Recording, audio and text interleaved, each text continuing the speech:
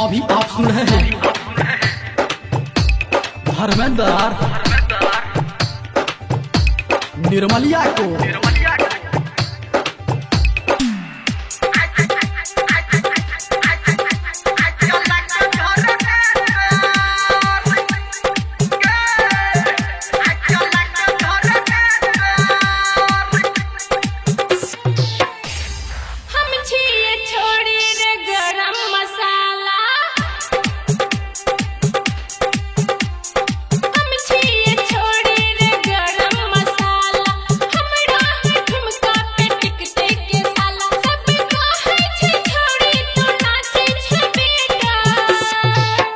तोहर देखबो थिएटर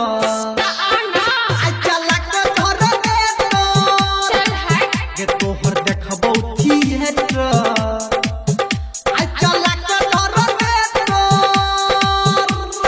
हम छिए छोड़ी रे गरम मसाला हमरा ठुमका पे टिकते के साला सब कहे छे छोड़ी तू नाचे छे बेटा के तोहर देखबो थिएटर। अच्छा देख ले के तोहर देखबो theatre.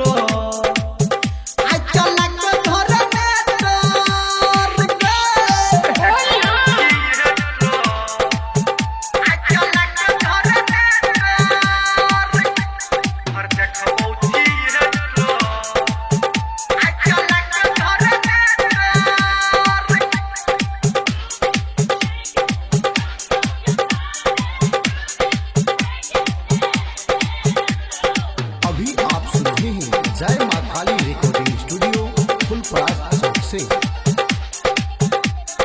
Music director Chandeshwar Pandit. Music director Chandeshwar Pandit. हे गे झुमका जो रात देबो चुम्मा तो डाल लेबो सही से पहले छौड़ी तू नाच।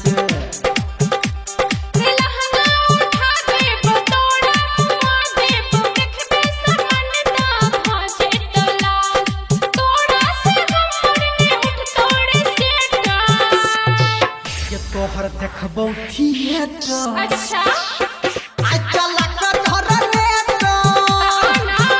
तोहर देखबो theatre.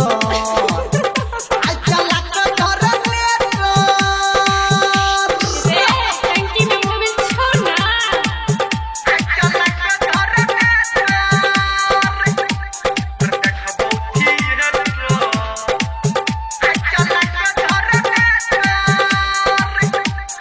Singing by Dharmendra Nirmaliya and Bharti Kushwaha.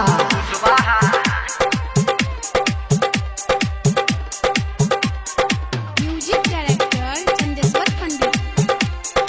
Music director Chandeshwar Pandit. हे गे घघरी उठाबै छा टंगरी देखबै छा तोहर जवानी छौ पूरे गरम। रे हम छी लटकी रे मरबा हम मटकी रे हमरा ने लागै छै लाज शरम गाना निर्मलिया के कोन लागड़ बेटा रे छोड़ा बजान रे के तोहर देखबो थिएटर। हां तोहर देखबो थिएटर।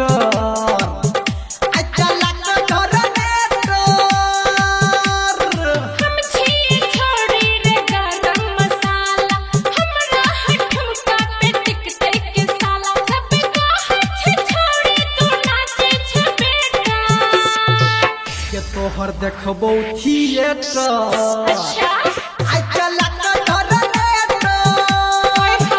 तोहर देखबो थिएटर।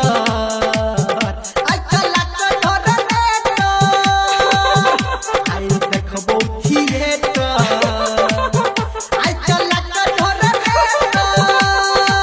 ये तोहर देखबो थिएटर।